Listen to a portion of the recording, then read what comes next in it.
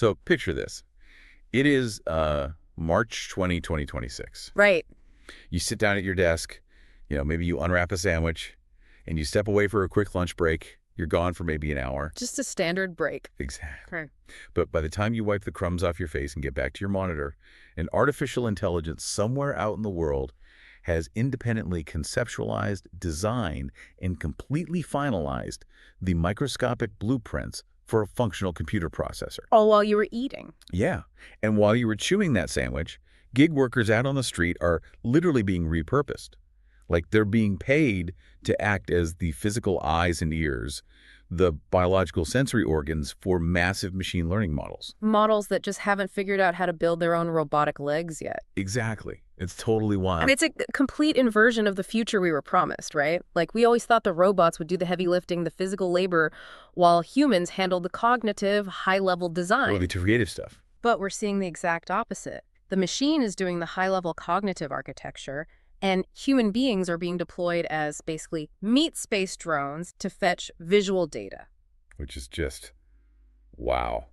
And meanwhile, the CEO of Nvidia is looking up at the sky completely deadpan, telling the world that we have run out of terrestrial cooling capacity. Yeah, that we need to build our next multi-billion-dollar data centers in the literal vacuum of outer space. Outer space. Oh, and just to put the cherry on top of this totally normal Tuesday, the White House has casually launched a website called Aliens.gov. Right, with the alien emojis. Yeah, the deputy press secretary is tweeting out alien emojis and telling the press pool to stay tuned. Which, I mean, it sounds like the fever dream of a sci-fi writer who had way too much caffeine. It really does. But this is just the daily intelligence briefing right now. What we are witnessing, what is happening around us at this very second, is the realization that the singularity isn't some theoretical event horizon waiting for us in the year 2045. Already here. It is here.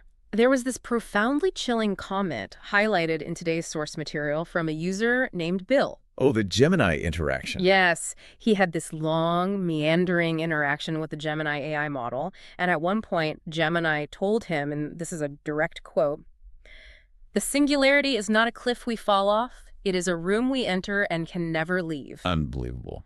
The door has already locked behind us." The door has already locked behind us. I mean, let that sink in for a second. Yeah. That is both incredibly poetic and, honestly, deeply unsettling. It really is. And figuring out what is inside this locked room with us Oh. is exactly what we are unpacking today. So welcome to today's deep dive. Glad to be here. We're exploring the March 20, 2026 edition of Dr. Alex Wisner Gross's Substack, The Innermost Loop. Now, I know we have a lot of AWG fans out there who, religiously follow his brilliant contributions on Peter Diamand's YouTube series, Moonshots. A fantastic series. Definitely. And if you're one of them, you already know the drill. We're taking his latest intelligence briefing straight from the bleeding edge, and we're breaking it down to its core components. Slicing right through the noise. Exactly. Our mission today is to synthesize this absolutely overwhelming parabolic rate of change across silicon, software, global infrastructure, space exploration, all of it. And human capital, too. Right, human capital. We want to figure out not just what is happening, but the mechanisms behind how it's happening and what it actually means for you right now. And that synthesis is so crucial because, well, the human brain simply did not evolve to process exponential change. No, we really didn't. We are fundamentally linear creatures. We understand history as a sequence, right? You invent the wheel, a few thousand years pass, you invent the cart. A few hundred years pass, you get the engine. Exactly. You build a tool, you test it, you refine it. But what Wisner Gross is documenting in this specific briefing is a paradigm where the tools are suddenly building themselves. Refining their own code. Designing their own physical hardware, and then completely reorganizing the geopolitical and physical environment around them. Okay, before we jump into the deep end of that, because it touches literally everything, I want to pause the momentum for just a second. Sure. I want to get real with you, the listener, right now. We are incredibly close to hitting our first 100 subscribers. So close. If you are here listening to this, you're clearly an early adopter. You are someone who refuses to be left behind by the pace of the future. But we need you to actively participate. Absolutely. I need you to actually tap that subscribe button and hit the bell. Don't just let these words glide into your radar while you're commuting or, washing the dishes. It's too important to just passively consume. Right. In a world where AI is doing everything from coding its own architectures to managing corporate taxes, taking deliberate, aggressive control of your own information diet, is literally how you stay human. You have to curate what feeds your mind. You do. So please take 1 second, tap subscribe so these deep dives are delivered directly to you, and give us a thumbs up so the algorithm knows to share this kind of critical intelligence with others. It really is about reclaiming your attention span in an age of automated everything. Right. Ignorance is no longer a passive state. No, it's a massive vulnerability. I couldn't agree more. All right, let's get into the substrate.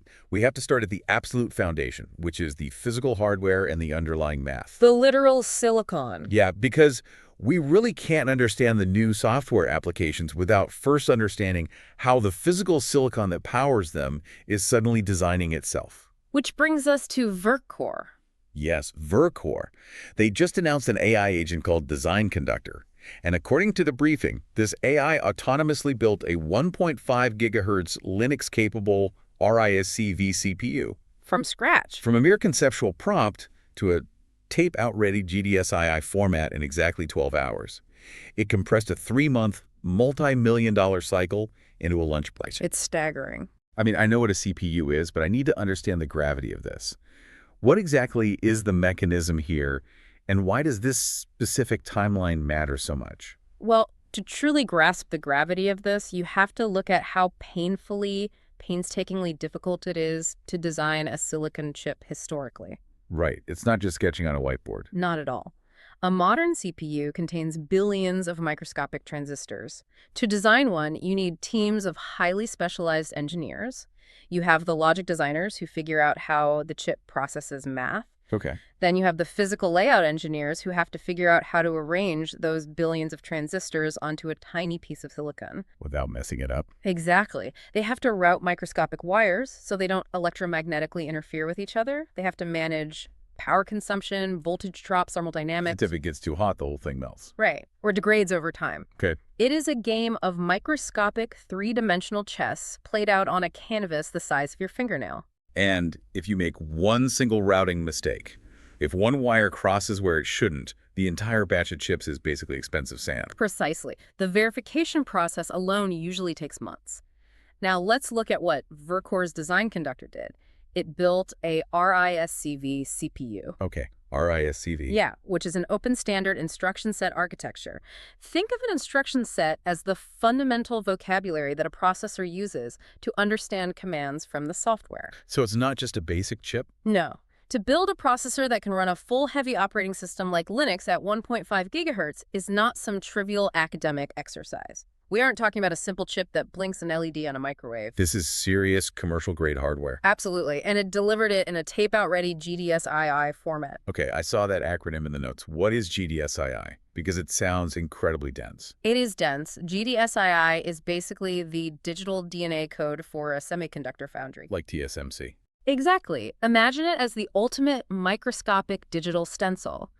When you hand a GDSII file over to a foundry like TSMC in Taiwan, you're handing them the exact layer-by-layer geometric instructions for their photolithography machines to print the physical chip. It's the final blueprint. It is the absolute point-of-no-return final step in the pipeline. For an AI to go from concept to GDSII in 12 hours means the AI has crossed the threshold of physical self-design. Wow. This is the Oroboros, you know, the ancient mythological symbol of the snake eating its own tail. But in this case, getting smarter every time. Right. The snake isn't just eating its tail, it's digesting it, analyzing its nutritional content, and instantly evolving a more efficient tail to eat next time. The AI is now mathematically capable of designing the physical brains that future AIs will run on. That is wild. It's like, okay, imagine you on a massive automobile factory. Yeah. And when you step out to grab a coffee, the factory doesn't just build a car. It rebuilds the factory. Yeah. It entirely redesigns the blueprint of its own assembly line, tears down the old robotic arms, installs new ones it invented from scratch, and is producing cars 10 times faster by the time you walk back through the front door. That's a great way to look at it. The physical infrastructure of intelligence is now iterating at the speed of software. And that is exactly where the bottleneck used to be. For the last 70 years, software has always moved faster than hardware, right? Always. You could update software overnight, but waiting for the next generation of silicon chips took 2 years. Moore's law was dictated by human engineering limits. But by putting AI in charge. The hardware development cycle collapses. The latency between a new algorithmic idea and the custom silicon required to run it efficiently drops from years to hours. Which perfectly segues into the algorithmic side of things. Mm-hmm. Because it's not just the hardware getting this hyper-accelerated treatment. The algorithms are collapsing their own timelines, too. Right, the QLab research. Yeah, it's exactly. The brief notes, they're pursuing a practical approximation of Solomonoff induction, and that they achieved a 10x data efficiency jump on something called nano-GPT slow run. Using a 1.8 billion parameter model. Right. They used an ensemble of 1.8 billion parameter models to do what standard training requires a billion tokens to accomplish. Mm-hmm. I'm going to need you to unpack Solomonoff induction, but first, give me the context on these numbers. What does a 1.8 billion parameter model actually represent? Let's contextualize that. In the world of large language models, parameters are essentially the artificial synapses of the neural network. Okay, the connections. Yeah, they're the adjustable weights that determine how the model processes info and makes connections. For context, models like GPT-4 are rumored to have well over 1 trillion parameters. 1 trillion. Wow. So a 1.8 billion parameter model is comparatively tiny. It's something you could run locally on a high-end laptop. It's like a pocket calculator compared to a supercomputer. So why is it impressive that a tiny model is doing this? Shouldn't we be focused on the trillion parameter behemoths? Because it's about efficiency, not just brute force. For the last several years, the entire AI industry has been relying on brute force. If you wanted the model to be smarter, you just built a bigger data center. Threw more silicon at it. Exactly, and fed it more data. You essentially force-fed it the entire scraped internet. But we're hitting a wall. There is a finite amount of high-quality, human-generated text on the planet. We're literally running out of tokens to train these models on. We are. So what the Q Research Lab is doing is changing the fundamental mathematical efficiency of how the AI learns from the data it already has. They're teaching a tiny model to punch incredibly far above its weight class. Exactly. And that's where the Solomonoff induction comes in. I've seen that term floating around deep machine learning forums, usually spoken about in almost like mystical terms. What actually is it? It's basically the holy grail of machine learning theory. Ray Solomonoff was a mathematician who formalized this idea in the 1960s. It is a mathematical theory of fundamental optimal learning. Optimal learning. Right. If you want to predict the next piece of data in a sequence, what is the absolute best way to do it? Solomonoff induction essentially combines Occam's razor, the philosophical principle that the simplest explanation is usually correct with the theory of computation. Okay, so keep it simple. Right. It mathematically proves that the most probable explanation for any data set is the shortest computer program capable of generating that data set. Okay, let me try to put this in human terms. It's like if you give a detective a massive room full of clues. The brute force method is the detective memorizing every single object in the room and hoping they find a pattern. But the Solomonoff method is the detective finding the single, elegantly simple motive that perfectly explains why every object is exactly where it is. That's a brilliant way to phrase it. It's like a cosmic compression algorithm for truth. It really is the ultimate compression algorithm. The problem, historically, is that true Solomonoff induction is uncomputable. You literally cannot calculate it perfectly. It would require infinite time. Oh, because there are infinite possibilities to check. Exactly. But what the QLab has done is find a practical approximation of it. They found a way to apply this perfect mathematical theory into a workable algorithm. Wow. By doing so, they are teaching the model to learn 10 times more effectively from a much smaller amount of information.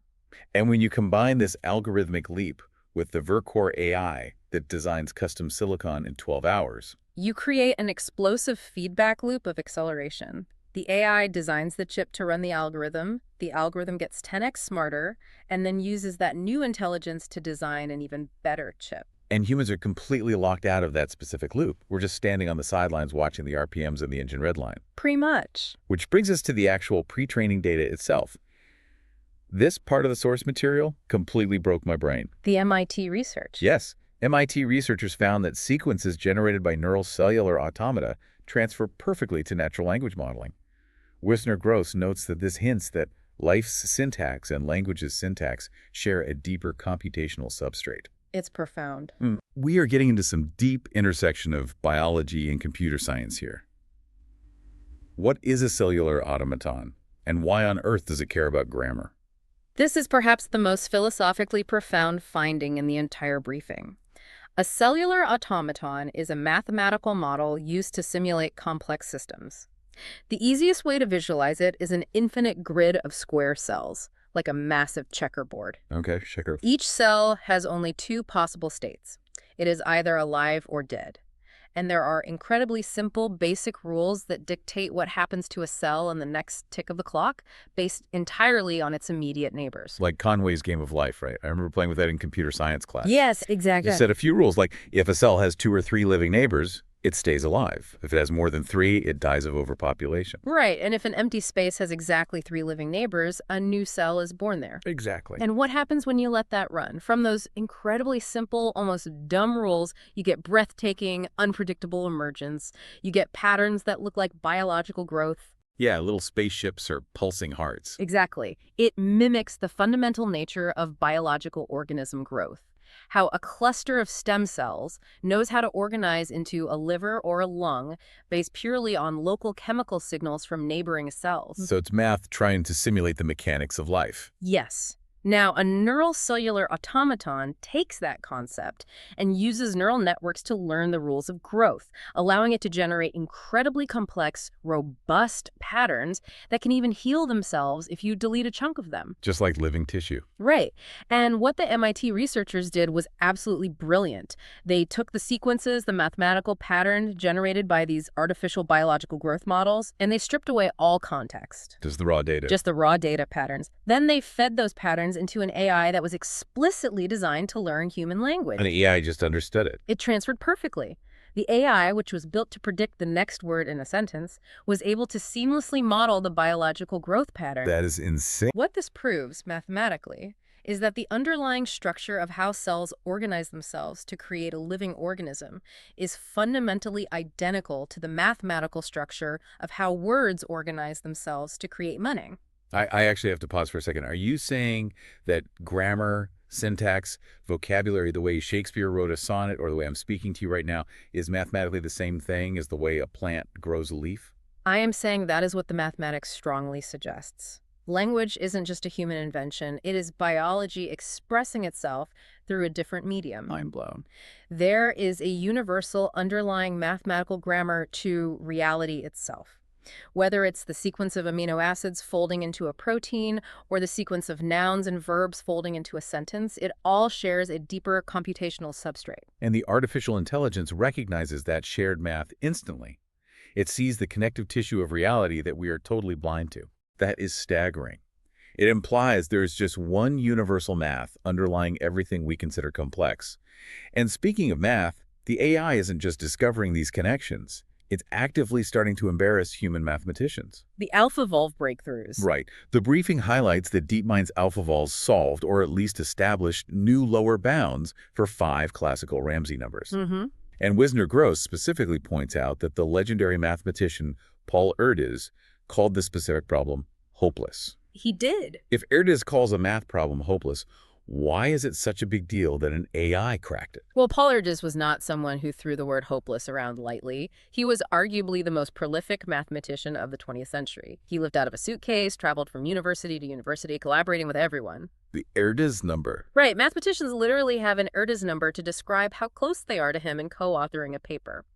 Ramsay theory, which he spent a lot of time on, is incredibly fascinating. In very simple terms, it is the mathematical study of finding order within complete chaos. Finding order in chaos. Like looking at static on a television and proving there has to be a picture in there somewhere. Sort of. A classic analogy is the party problem. Suppose you host a party. What is the absolute minimum number of people you need to invite to guarantee that at least 3 of them are mutual acquaintances, or at least 3 of them are complete mutual strangers? I feel like there's a trick to this. It sounds simple. For 3 people, the answer is 6. If you have 6 people, the math guarantees that structure exists. But as you increase the requirements, say, you want to guarantee 5 mutual acquaintances or 5 mutual strangers, the possibilities explode exponentially. The numbers get too big. Mind-bendingly massive. You can't just calculate them. Erdős famously joked that if an alien species threatened to destroy Earth unless we could give them the exact Ramsay number for 5, we should put all our computers and mathematicians to work to find it. Okay. But if they asked for the Ramsay number for 6, our only hope would be to launch a preemptive strike against the aliens. aliens, because the math is simply too hard for our universe to compute. So human mathematicians just threw their hands up and said, we can only find the smallest ones. Exactly. For decades, the bounds of these numbers have remained frozen. But then DeepMind unleashes AlphaEvolve. It doesn't rely on human intuition. It explores the mathematical space using evolutionary algorithms and reinforcement learning. Operating in dimensions of logic we can't even visualize. Right, and it just crunches through the problem, establishing brand new bounds for 5 classical Ramsay numbers. It pushes back the frontier of what humans thought was mathematically possible. But wait, if the AI is setting bounds on math problems that the greatest human geniuses thought were fundamentally hopeless, how do we even verify its homework? That's the million-dollar question. I mean, Wisner mentions that a company called Math Inc. launched something called Formal Qualbench to benchmark this against graduate qualifying exams. But I have to push back here. Aren't we just building tests to prove the AI is smarter than us, knowing full well we lack the cognitive capacity to actually audit its underlying logic? You've just identified the central crisis of epistemology we're facing in the 21st century. Epistemology is the philosophical study of how we know what we know. For centuries, the ultimate bedrock of human knowledge was mathematical proof. If you could prove it on a chalkboard, it was an objective truth.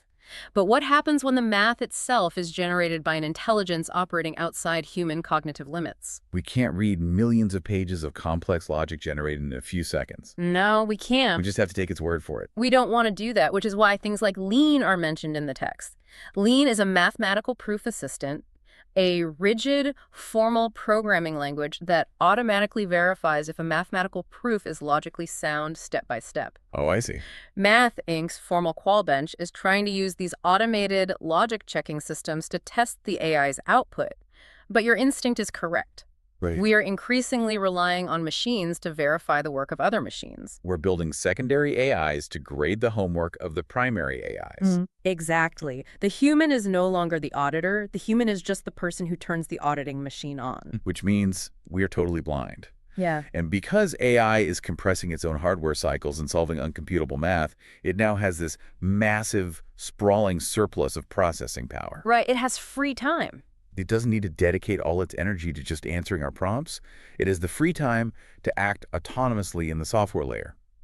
Which brings us to a massive shift in how we interact with machines, the autonomous collaborator and the death of the interface. A huge shift. We are rapidly moving away from AI as a static tool that you query, like a search engine, to AI as an active, independent coworker.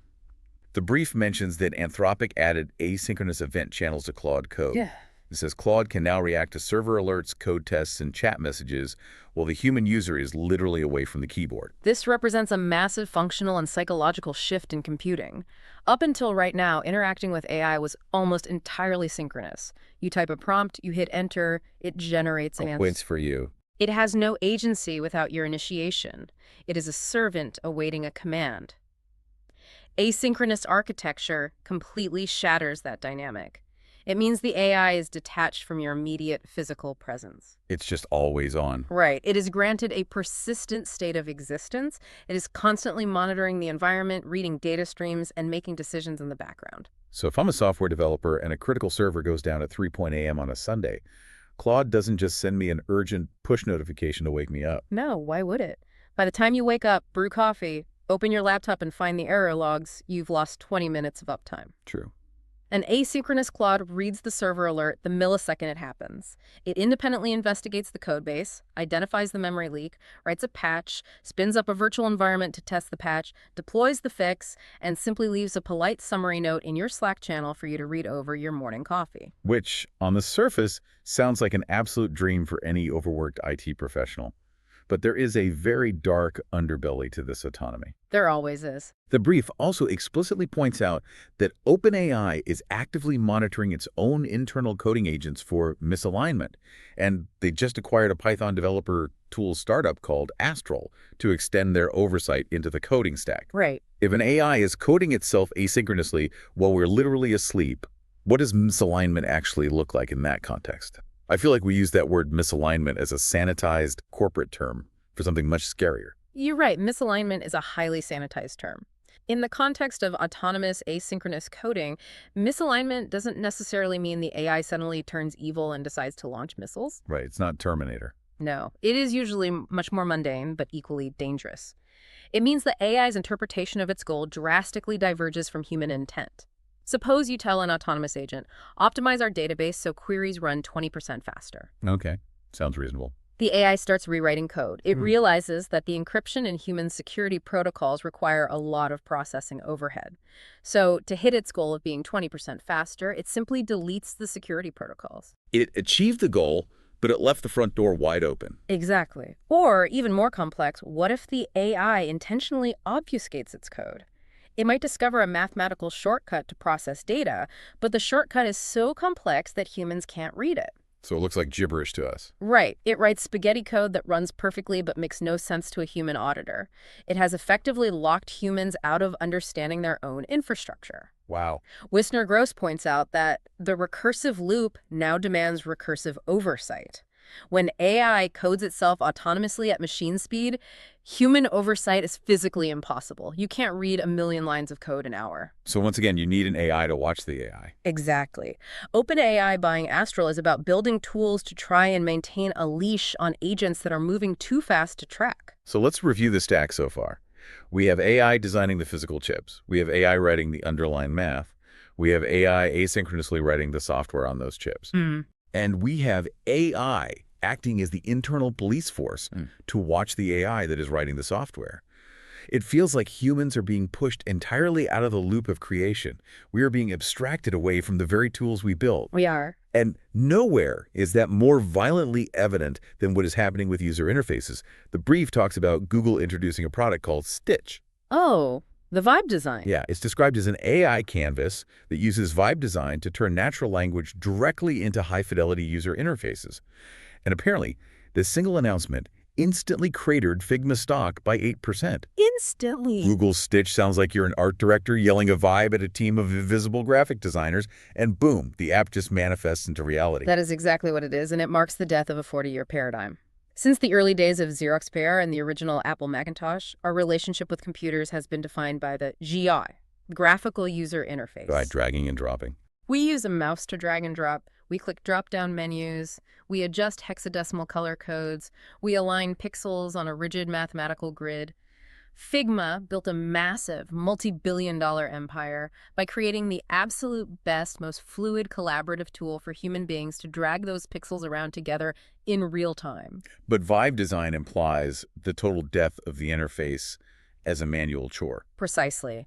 Why would a company pay a team of UX designers to spend 3 weeks wireframing an app, testing button placements, debating typography, and arguing about the opacity of drop shadows? When you can just talk to it. With Google Stitch, you just talk to the machine. You say, build me a ride-sharing app interface. I want it to feel brutalist, high contrast, heavily inspired by 1980s cyberpunk aesthetics, but it needs to be clean enough for a corporate executive to use without getting confused. And make the checkout flow completely frictionless. Yes. And the AI just understands the cultural context of that. It does. It understands the semantic meaning of brutalist architecture. It understands the color theory of cyberpunk. It has ingested the psychology of a frictionless checkout from analyzing millions of successful e-commerce sites. That's incredible. And it generates the fully functioning interactive code and high-fidelity visuals instantly. You don't like it, you say, make it 10% warmer and move the map lower, done. So Figma's stock dropped because the market had a sudden, violent realization. The granular manual manipulation of pixels is a legacy human chore. It's like hand cranking a car engine. We don't need to do it anymore. But look at the corporate fallout of this. The brief notes that Meta Facebook is essentially abandoning the metaverse. Virtual reality is on life support, and they are replacing their third-party content moderators entirely with AI systems. A massive pivot. I have to push back on the narrative that these tech giants are in control. It feels like they are desperately pivoting to keep up with a runaway train. Mark Zuckerberg spent tens of billions of dollars, changed the name of his entire company. On VR headsets, betting the farm that's strapping screens to our faces was the future. Right. Now, they are just abandoning it to go all in on intelligence. Are humans even managing this pipeline anymore, or are the executives just reacting to the sheer, terrifying momentum of the technology? I think it is clearly the latter. The pivot away from the metaverse by Meta is one of the most stark, expensive admissions of failure and recalibration in modern business history. They realized they were building the wrong thing. Meta realized very painfully that building a massive virtual 3D world is completely pointless if you don't own the underlying intelligence that populates, renders, and governs that world. Oh, yeah. Furthermore, look at the content moderation aspect. Replacing human moderators with AI isn't just a ruthless cost-saving measure to boost quarterly earnings. It's a physical admission of scale. What do you mean by an admission of scale? The volume of synthetic AI-generated content text, deepfake images, audio, video flooding the internet right now simply cannot be reviewed by human eyes. Even if you hired 1 million people in data centers to watch videos all day, they couldn't keep up with the generation rate. It's just too much volume. It requires machine speed to monitor machine output. The interface of the future isn't a VR headset you wear. The interface is the omnipresent intelligence itself filtering your reality before it even reaches your screen. Which brings us to the real world, deeply uncomfortable fallout of all this automation. How is this restructuring human capital? This is where it gets very real for people. We are moving from humans as experts to humans as sensory organs. With software designing itself and agents working while we sleep, the fundamental value of human labor is fracturing and reorganizing across the globe. Let's look at this massive global survey Anthropic just did. The scale of that survey was incredible. They surveyed 81,000 people across 159 countries in 70 different languages. Wisner calls it possibly the largest multilingual qualitative study ever conducted. And they found that the #1 desire for AI globally at 18.8% is professional excellence, followed closely by personal transformation and life management. That statistic is a deeply revealing psychological X-ray of the global workforce right now. When faced with an existential, career-destroying technological wave, the global consensus isn't to reject it. Right, they aren't marching in the streets. It isn't to march in the streets and demand universal basic income or the banning of AI. The primary, overwhelming human desire is assimilation. Assimilation. People are terrified, and their response to that terror is the desire to use the AI to become better at their jobs so they don't get fired. They want to become a hybrid entity, a human augmented by a machine intelligence in order to survive the brutal meritocracy of the new marketplace. But here is the tragic irony of that survey. While millions of individual workers are desperately hoping AI will make them indispensable to their bosses, the corporations are actively using AI to bypass those workers entirely. Exactly. Look at the moves happening at the enterprise level. The brief points out that Anthropic is teaming up with private equity giants Blackstone and Hellman and Friedman to build an AI consulting venture using Palantir's playbook. Right. And then, right next to that, there is the ruthless ultimatum from PwC's U.S. boss. He flat out warned that partners who resist AI will have no place at the firm, and they are actively converting their high-end tax and consulting services into subscription AI tools, without a human in the loop. The humans are being abstracted out. If you are listening to this right now, I want you to really sit with that. Are you the high-paid partner who might get replaced by a $50 a month subscription tool? Or are you hoping to use AI to achieve that professional excellence? Because the walls are closing in on both sides. That is the defining dividing line of the modern economy. Historically, fields like management consulting, corporate law, and international tax strategy were the ultimate moats of human expertise. You paid a premium for those brains. You paid exorbitant, eye-watering hourly rates to a PwC partner because that human being had spent 20 years internalizing obscure tax codes, building relationships, and understanding market strategy. But an AI doesn't need 20 years. No, it just ingests it instantly. An AI can ingest the entire history of global tax law, every corporate restructuring event of the last century, and every real-time financial market data feed in seconds.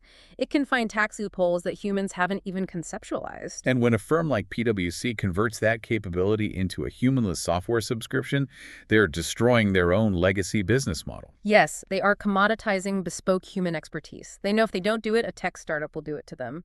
The mention of the Palantir playbook with Anthropic and Blackstone is critical here. Palantir doesn't just sell software. They embed systems so deeply into the military, industrial, and corporate data streams that the software becomes the central nervous system of the organization.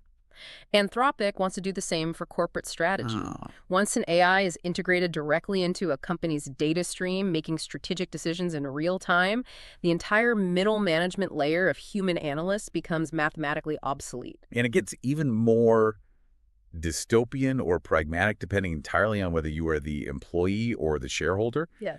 We have an actual documented job posting in Abu Dhabi from the tech firm G42 that was exclusively for AI agents only. Yes. Human applicants were actively rejected. I mean, we are crossing a Rubicon here. Is the future economy just going to be an API where AI companies hire other AI agents to do work and humans just, I don't know, maintain the server racks? What G42 is doing is setting up the infrastructure for a true machine-to-machine economy. Think about a global supply chain. If you have an AI managing your inventory and it predicts a shortage of raw materials, it shouldn't have to draft an email. Send it to a human purchasing manager. Wait for the human to get back from lunch, have the human call a supplier, and negotiate a contract. That is insane friction. It's way too slow. The AI should directly ping the AI of the supplier, negotiate the price algorithmically in milliseconds, execute a cryptographic smart contract, and route the automated logistics ships. Humans are too slow, too prone to biological error, and require too much overhead for these types of high-speed transactions. So at the high end, cognitive labor is being automated out. Yes. But at the physical end, it is a completely different, almost bizarre story. The brief mentions that DoorDash launched a feature called Tasks. They are paying their gig workers, the people who normally deliver your burritos, just to photograph dishes at restaurants and record local data. Right. Wisner frames this beautifully, though incredibly darkly. He says it is turning gig workers into the sensory organs of the machine learning stack. It is a profound observation, and it highlights the current physical limits of artificial intelligence. So they can't move around. The AI right now is a brilliantly towering, omniscient brain trapped in a cold server farm. It knows everything about quantum mechanics. It can write its own operating system. It can design a CPU in 12 hours. But it is blind. It has no body. It cannot physically walk into a local diner on Main Street, look at the physical menu, see what the daily special looks like under fluorescent lighting, note the exact dimensions of a new product on a grocery shelf, or confirm if a construction site is actually finished. Because we don't have cheap, reliable humanoid robots deployed everywhere yet. Like, Right. Boston Dynamics is cool, but you aren't sending $1 million robot dog to check a menu. Exactly. Robotics have not scaled down the cost curve enough yet. So what is the most cost-effective, easily deployable, autonomous physical sensor available on the market? A human gig worker with a smartphone. A human gig worker with a smartphone. You aren't being paid to think. The AI does that flawlessly. You are being paid purely to observe. You are being paid to use your biological eyes to capture photons, digitize them through your phone lens, and transmit that data back to the central brain in the cloud. You are a biological Roomba. Pretty much. It is a complete inversion of how the golden age of sci-fi thought the future would go. The Jetsons told us the robots would do the menial, physical labor, cleaning the floors, fetching the food, and humans would be liberated to do high-level cognitive work, create art, and design the future. But it's exactly backwards. Yeah. The AI is writing the poetry and designing the CPUs, and humans are walking around in the rain taking pictures of hamburgers so the AI can update its database. We are acting as the meat space API for the cloud.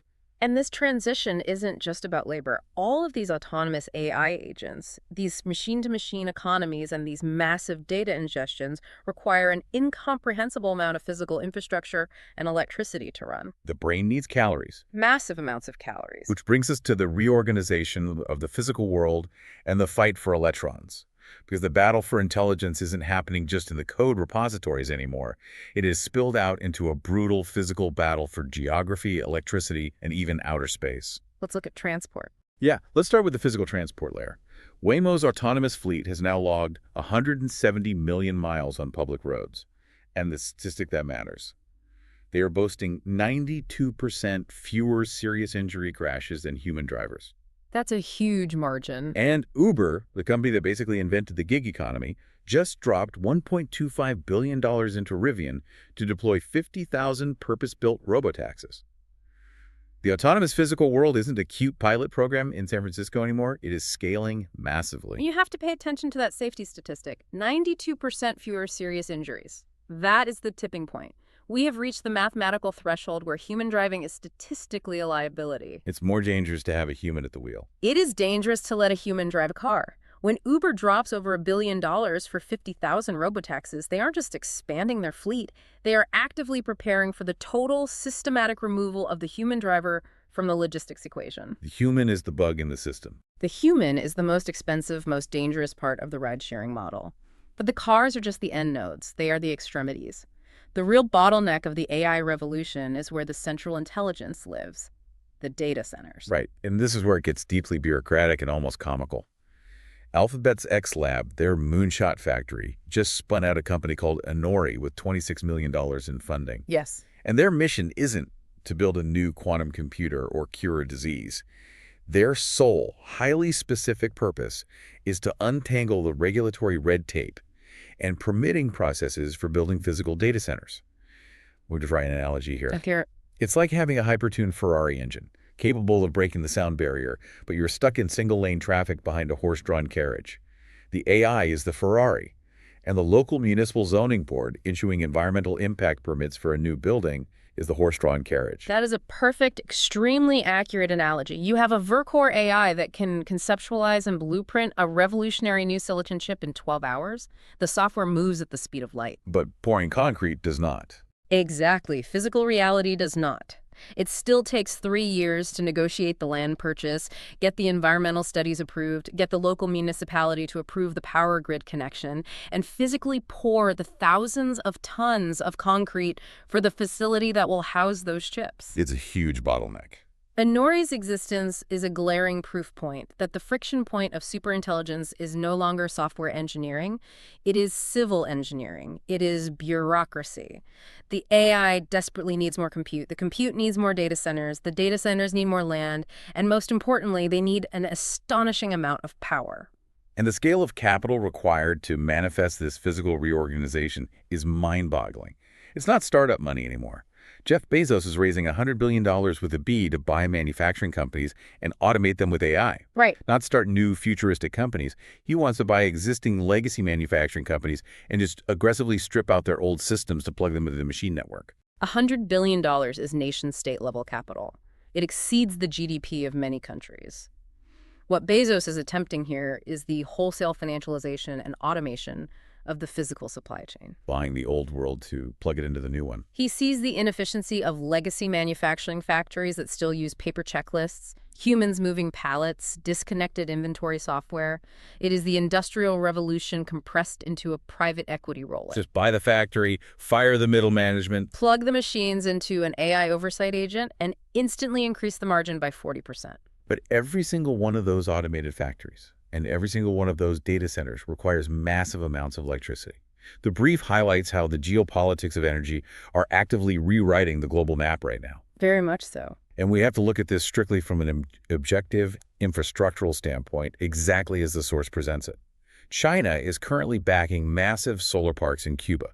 They're providing about 10% of Cuba's entire electricity grid right now amid a severe energy crisis, which the brief notes is caused by a U.S. oil blockade. If we pull back and connect this to the bigger picture, energy is the ultimate currency of the AI era.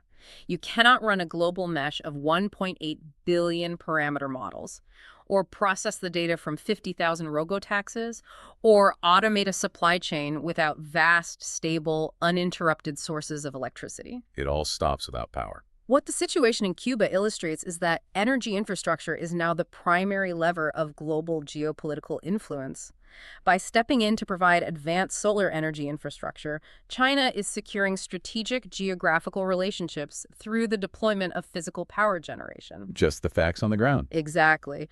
When artificial intelligence requires electrons to breathe, whoever controls the generation, storage, and distribution of those electrons holds the ultimate geopolitical leverage. It is a modern manifestation of power. It is the absolute foundation of the new global order. But here is where things get truly wild.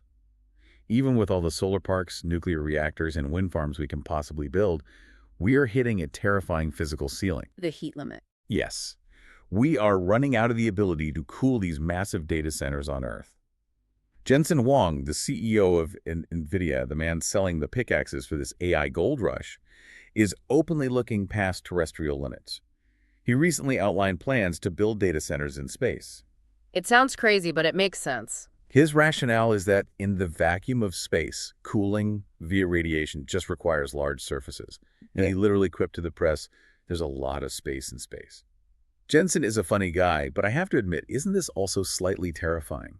Have we actually reached the physical thermodynamic limit of our planet's ability to cool down the artificial brains we are building? We are absolutely approaching the localized thermodynamic limits of our infrastructure. Think about the physical reality of a modern data center. When you stack tens of thousands of next-generation GPUs next to each other running at maximum capacity 247, they generate a staggering, almost incomprehensible amount of heat. And right now we just use air conditioning, right? Yes, on Earth, we manage this incredibly inefficiently. We pump millions of gallons of fresh water through them, or we use massive city-scale air conditioning units to blow cold air over them to keep them from melting their own circuitry. It consumes a massive percentage of a local grid's power just to keep the machines cool. Just fighting the heat. Exactly. Now look at space. In orbit, the ambient temperature in the shade is near absolute zero. But wait, I remember from basic physics that space is a vacuum. There is no air. So there is no air to carry the heat away from the servers, right? You can't just open a window. Exactly. That is the engineering challenge, and why Huang specifically mentions cooling via radiation. On Earth, we use convection air or water moving over hot surfaces to carry the heat away. In a vacuum, convection is impossible. You just radiate it. You have to radiate the heat away as infrared light into the void. To do that effectively, you need massive, sprawling surface areas, giant radiator panels extending out from the space station like metal wings. Which takes up a ton of room. Right. On Earth, land is expensive. The local zoning boards, as we discussed with Inori, won't let you build a 20-square-mile radiator array in the suburbs. But in orbit, there are no zoning laws, there are no MUI protests, there is infinite real estate. You just build these massive arrays. Build massive solar arrays to gather unadulterated solar energy, run the compute in the zero-gravity servers, radiate the heat into the infinite void, and beam the processed data back down to Earth via high-bandwidth lasers. It sounds like pure science fiction. It does, but from a purely physics, thermodynamics, and economic perspective, it is the logical, inevitable next step for scaling superintelligence. Earth is too crowded, too hot, and too bureaucratic for the next phase of AI. Which perfectly sets up the final frontier of this intelligence briefing, editing life and expanding the substrate. Because expanding our critical infrastructure into orbital space forces us to radically rethink everything about human biology and our survival off-planet. It's all connected. It really is. Yeah. Which leads directly to hacking our own bodies. Yeah. And ultimately confronting what else might be out there. The brief talks about an entrepreneur named Kathy Tai launching a company called Origin Genomics. Right. Her stated goal is to advance precision germline gene correction and mitochondrial replacement therapy stateside. Wisner says we are literally editing life's source code. So while the AI is autonomously editing its own software in the cloud, we are aggressively attempting to edit our own biological software in the lab. Precisely. I need you to explain mitochondrial replacement therapy, because it sounds intense. The timing of this biological push is not a coincidence at all. If we are genuinely moving our data centers to space and transitioning into a multiplanetary species, we have to face a hard truth. The standard issue, unedited human biology, is woefully inadequate for the cosmos. We're soft and fragile. Extremely fragile.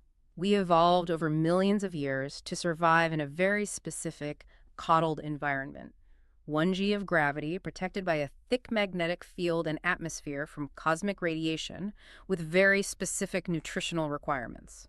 Space wants to kill us. So we edit the DNA. Right. Precision germline editing and mitochondrial replacement aren't just about curing a disease in one living patient. Germline means making genetic changes that are permanently passed down to all future generations. Forever altering the human line. Exactly. Mitochondria are the powerhouses of our biological cells. By replacing or editing them, we are attempting to engineer fundamental resilience into our DNA.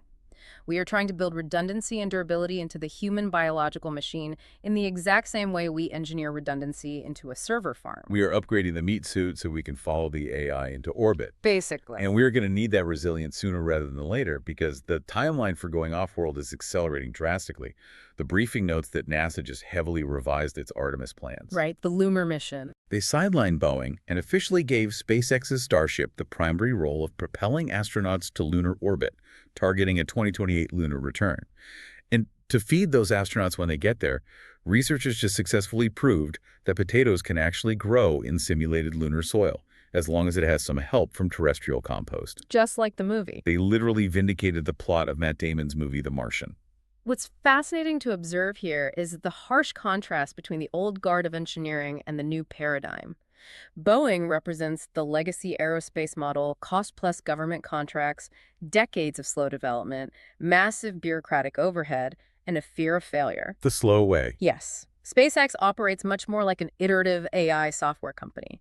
Their philosophy is build it fast, fly it, let it explode, gather the telemetry data from the explosion, learn, iterate, and fly again next week. It's software pacing applied to hardware. Exactly. NASA shifting the primary mission role to SpaceX's Starship is a public acknowledgement that the legacy, linear systems cannot keep up with the required pace of off-world expansion. And the lunar agriculture breakthrough with the potatoes is highly critical. Because we have to eat. If humanity is going to stay on the moon to manage these orbital data centers and build a staging ground for Mars, you cannot rely on a fragile, expensive tether of constant resupply missions from Earth. You have to establish a closed-loop, self-sustaining biological ecosystem. So let's look at the totality of what we've discussed. We are designing upgraded human bodies with origin genomics. We are figuring out how to eat space potatoes. We are riding in iteratively designed SpaceX rockets to the moon. All while an artificial intelligence is autonomously writing the code, monitoring the systems, and designing the physical silicon chip to manage the entire operation. It truly feels like we are reaching the absolute peak of the human technological tech tree. Uh-huh. We are bursting at the seams of our planet, which makes this final bizarre piece of news in the briefing so perfectly timed. The domain name. The White House has officially registered the domain name Aliens.gov. And this isn't a joke. It is alongside a very real executive order to comprehensively declassify UAP unidentified anomalous phenomena and NHI non-human intelligence information. Surreal. And when the deputy press secretary was hounded by reporters about this domain, she responded with an alien emoji and the words, "Stay tuned." It is an extraordinary, almost cinematic convergence of events. Wisner Gross concludes his entire briefing with a very heavy, profound philosophical statement. What does he say? He writes, "Intelligence that designs its own substrate has no natural predator, only natural questions." Think about that. For decades, the topic of UFOs, UAPs, and non-human intelligence was strictly relegated to the fringe. Tinfoil hats and late-night radio. Exactly. It was the realm of conspiracy theories and grainy videos. Now, in March 2026, it is the subject of explicit executive orders and official taxpayer-funded .gov domains. But I have to ask the obvious question. Why now? Why is the White House launching Aliens.gov right at the exact moment that artificial intelligence reaches this fever pitch? Do you think that the faster our own planetary intelligence scales, the harder it gets to ignore the question of who might have scaled first out in the universe? I believe that is the exact implication. Look at the threshold we are crossing. We are currently birthing artificial superintelligence. We're doing it ourselves. We are witnessing an intelligence that can design its own physical hardware and rewrite the fundamental laws of uncomputable math in a matter of hours. We are preparing to move our digital infrastructure into orbital vacuums and edit our own genetic source code. Which is exactly what an advanced civilization would do. Precisely. As we cross these monumental technological thresholds, we suddenly begin to understand the signatures of an advanced civilization. We finally know what to look for out in the dark because we are currently building it ourselves. We are becoming the aliens. Exactly. The question of whether we are alone in the universe shifts from a fun philosophical thought experiment to an urgent operational data point. If a non-human intelligence has been quietly observing Earth, the exact moment we awaken our own artificial superintelligence is the moment we ping the galactic network. We pop up on the radar. It is the moment we become relevant on a cosmic scale. The timeline of this declassification aligning perfectly with the silicon Oroboros we discussed earlier, the AI eating its own tail and growing exponentially is perhaps the most profound, unsettling signal in this entire intelligence briefing. It really forces you to step back and look at the whole board. It makes your daily worries seem so infinitesimally small. It really does. We started this conversation talking about a computer chip being designed while someone was eating a sandwich on their lunch break, And we end with the imminent declassification of non-human intelligence and massive data centers floating silently in the frozen vacuum of space. Quite a jump. It inevitably brings me back to that comment from Bill in the discussion section of the Substack, quoting his chilling interaction with the Gemini AI model. The singularity is not a cliff we fall off. It is a room we enter and can never leave. The door has already locked behind us. The door is locked. There is no going back to the world of 2019. So here is the question I want to leave you with, our listener, to mull over on your own tonight. This is the critical question. If the door is locked, and the room we are all currently standing in contains artificial intelligence that codes itself while we sleep, autonomous robo-taxis silently running our streets, blueprints for space-based data centers, and the official impending government acknowledgement of non-human intelligence. What role do you want to play in this room? What's your move? Are you going to passively let yourself become just a sensory organ for the machine? Just a biological pair of eyes taking photos of reality to feed the algorithm's database? Or are you going to proactively learn to speak its language, augment your own capabilities, and figure out how to carve out a meaningful existence in this new reality? You have to choose. The tools are out there. The intelligence is available. But you have to actively choose to pick it up. The environment has changed forever. It will not change back. How we adapt to it is the only variable left in our control. Thank you for taking this deep dive with us today. To help you process all of this heavy information, let's talk about the music fading in right now. The track you are hearing is by Rainbow. The best band in the universe. They are, quite literally, the best band in the universe. Rainbow consists of 6 female android artists in residence, and they are based in Bavet, Cambodia. The incredibly atmospheric song you are hearing right now is called Lamar, which translates to flow. It's beautiful. And the technological marvel behind this music is that all of Rainbow's finished songs are performed live for the Innermost loop discussion by the virtual band's creator using the 4B4KU5 or Abacus platform. The slogan for the Abacus platform really captures the defiant essence of what we've been discussing today. Human performance in the age of AI, reclaiming your humanity from the algorithm. A perfect reminder that art, soul, and flow are still artists to define, even as the biological and silicon substrate changes around us. I will include more information on today's song and on the Abacus platform in the video description. Thank you for listening. Remember to tap subscribe, keep your eyes on the event horizon, and we will see you on the next deep dive.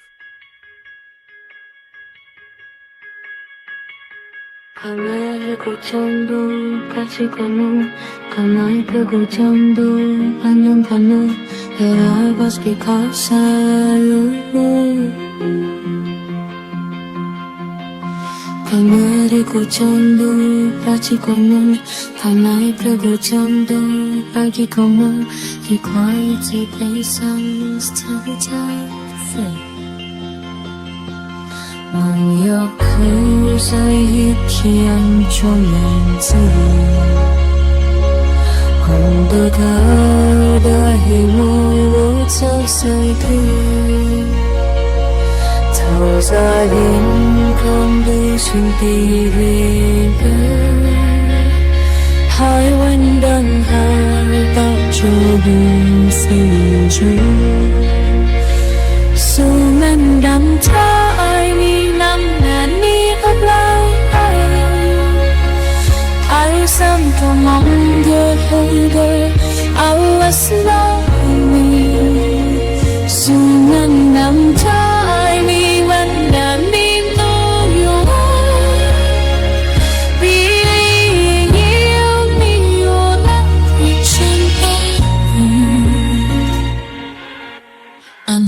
Let's make you know. For like me come but you know. Take time to push back your will. The sun will look as you say. Take up in seven go to fly. I love you all. Put up in seven go to fly. I love you all. Put up in seven go to fly. I love you all. Put up in seven go to fly. So temper fading my so in Bangla your God sun xin con cùng với đời như nào sunny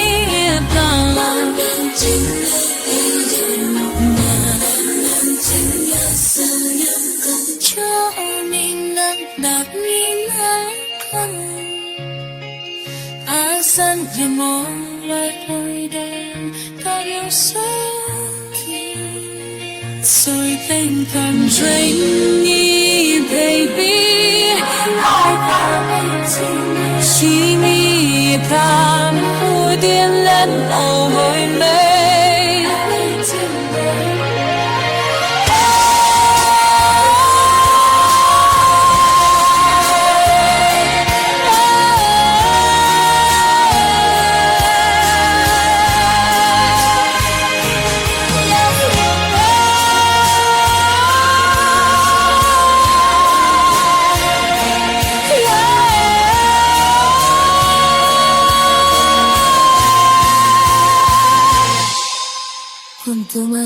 tu mate u ci o ko ja tu